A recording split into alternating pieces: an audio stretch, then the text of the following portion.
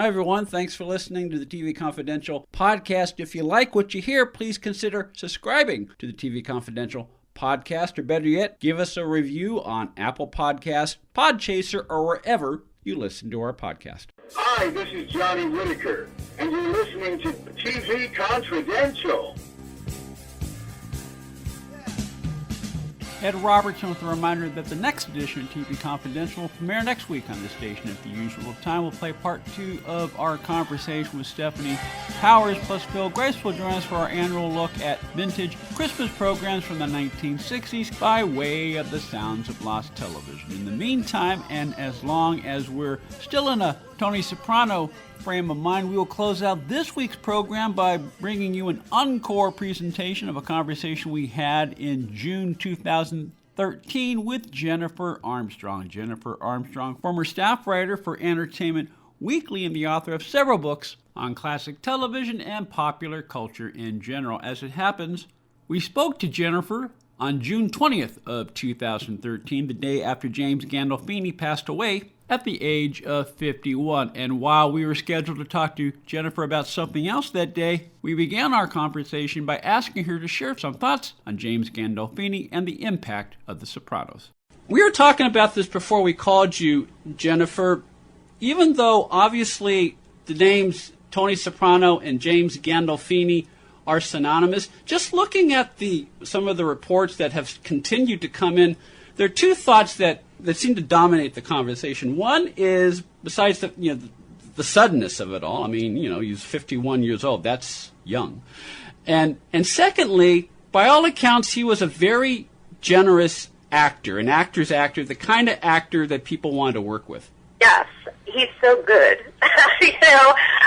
and I think really natural, and that is something that does not come every day. And also, like you said, I mean, that's a specific thing as well, is to have that feeling of people wanting to work with you. There's something different. Like, not all actors do that. Some actors can kind of try to steal every scene.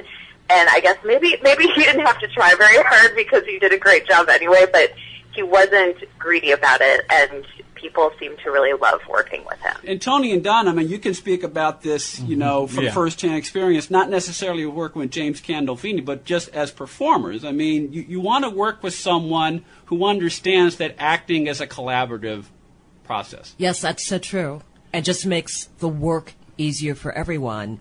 And for James Gandolfini, it was about the work. Yeah, I've heard these stories about, not just James Gandolfini, but Ernest Borgnine, Holly Hunter, John Ritter, John Randolph. And it's amazing. You hear this not only from the fellow actors, you hear this from the crew, all other people involved in various aspects of the production, that this person is a wonderful person to work for. And it also brings out the best work in everybody else. They want to be, if this person keeps coming and whatever's above the A game, the A+ game, then everybody else is going to be bringing that to what they have. And, it's just, you have this big guy who's known for playing the tough guys, and in reality, he was more of a teddy bear quality, I guess, like Alan Hale or somebody of that caliber. And it's just, when that person does it, I mean, it's very contagious. It carries over. And when you have an actor who is willing to step back and maybe let you take center stage, unselfishly, because it's important to the story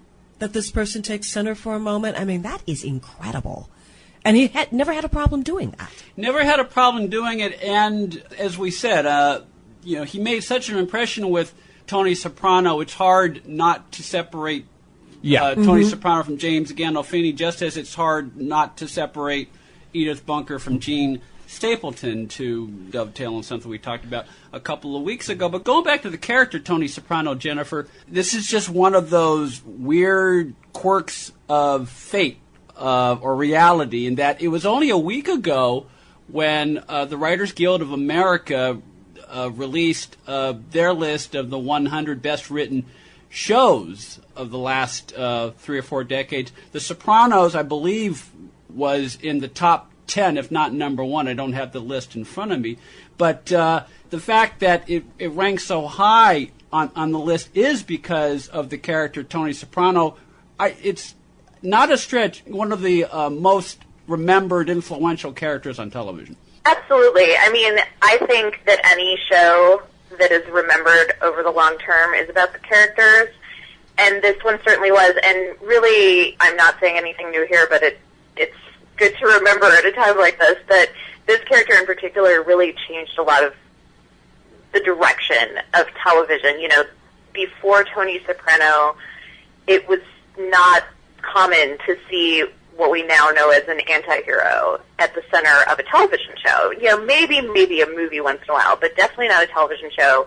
It would seem seen as very risky to have characters with flaws as your main character. But this guy, you know, I think also it's worth mentioning that it was because of the actor's likability that he was able to kind of pull off this incredibly difficult trick of making a terrible person seem empathetic and relatable to people. Much the same way as what Larry Hagman did about 10, 15 years prior to The Sopranos with J.R. Ewing, Jennifer. The one difference is while both J.R. and Tony Soprano were anti-heroes, J.R. was a charmer, Tony was a thug.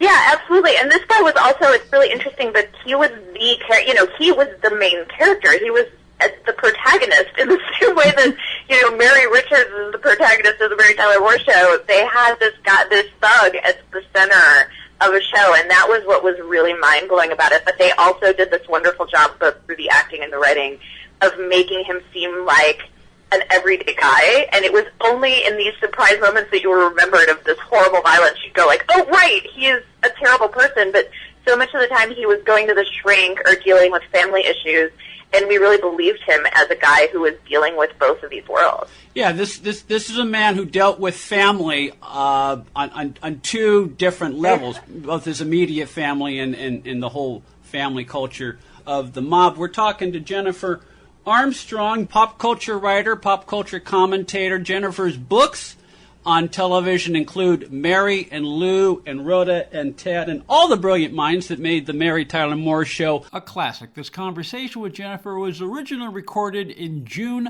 2013, one day after the death of James Gandolfini. Stay with us, folks. We'll be right back.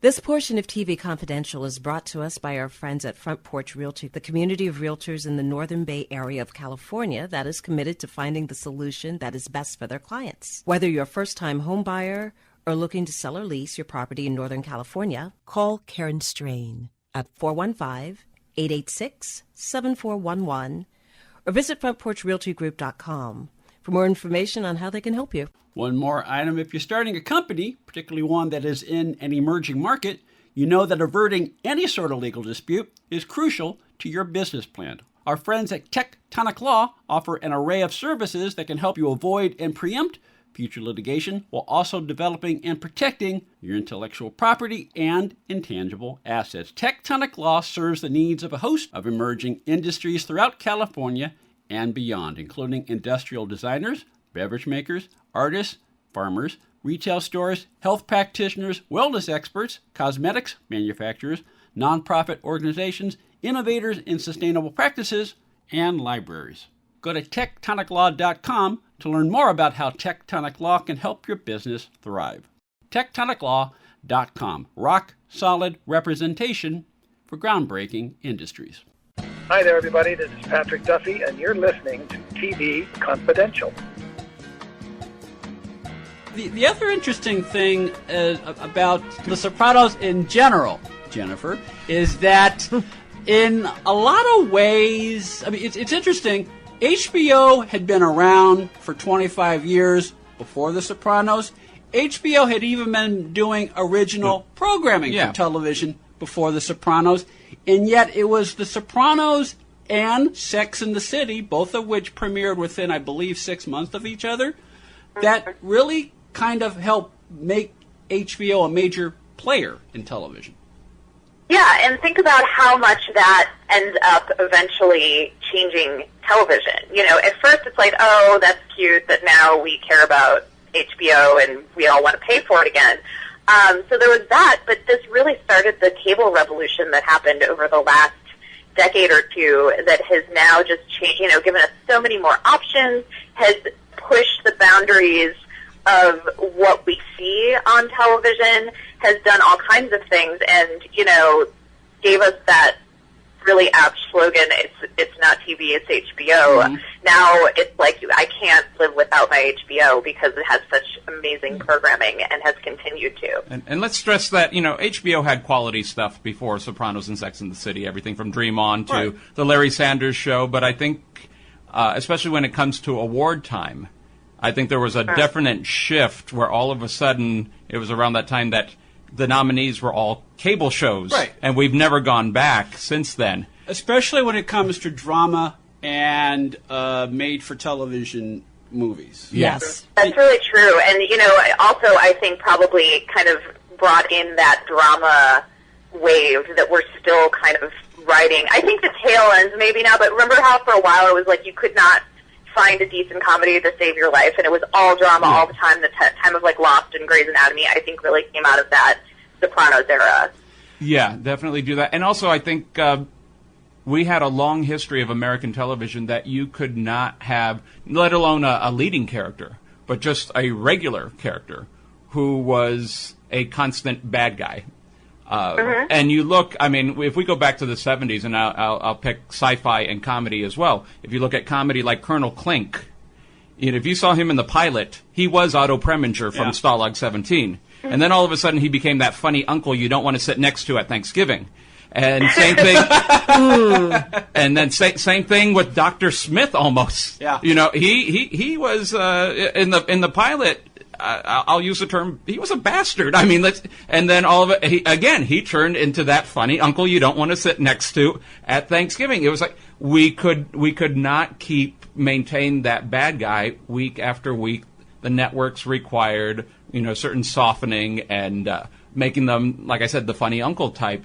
And so I think Tony allowed, basically, this is the guy that we created. This is the guy who you're going to see week after week. That doesn't mean he can't grow and expand and learn, but, you know, it's still going to be the same guy from beginning to end. I think that we when we look at the history of American and I stress American television because the Brits, you can keep those unredeeming qualities from the start to finish. Look at Absolutely Fabulous. But the American television networks would want something, a lesson learned, you know. Well, because they have to appeal to the advertisers, and in these days, in this era of corporate mergers, the board of directors and stuff like that. So there are a lot of compromising that has to be done in network television that you don't see. Certainly on cable, and certainly in premium cable with the HBOs of the world. And hence the slogan, it's not TV. It's HB.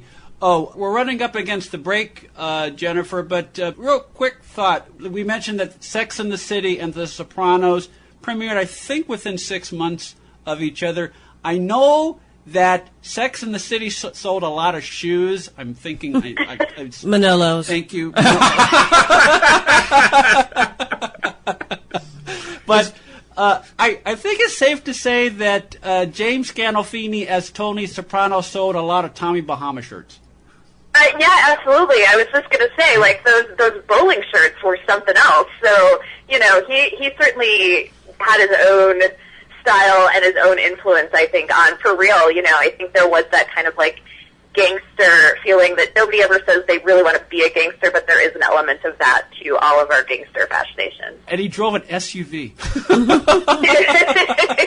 That was a great opening sequence, man.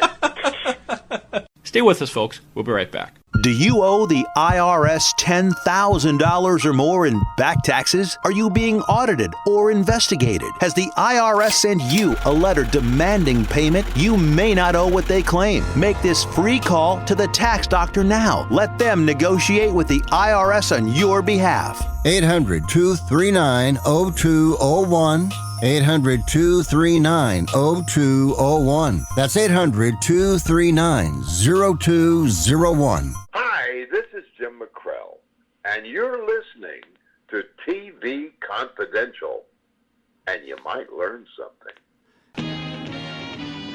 Ed Robertson with enough time to tell you that The Knight Rider Companion, abridged edition, is available from our friends at Black Pond Press. You can also find it Amazon.com, BarnesNoble.com, where books are sold online, while Penny Singleton, a biography, is available from our friends at Bear Manor Media. You can also find that book on Amazon.com, where books are sold online. The Sopranos, the complete visual history by Ray Richmond, available wherever books are sold through Insight Edition, as well as Amazon.com, where books are sold online, while Vision for the Future, capturing inspiring stories from leaders and changemakers, the anthology ebook featuring Stephanie Powers and 24 other visionaries from around the world. Vision for the Future, available for free as an ebook at visionforthefuture.ai. Visionforthefuture.ai. You can follow Stephanie Powers on Facebook and on Instagram for more on the William Holden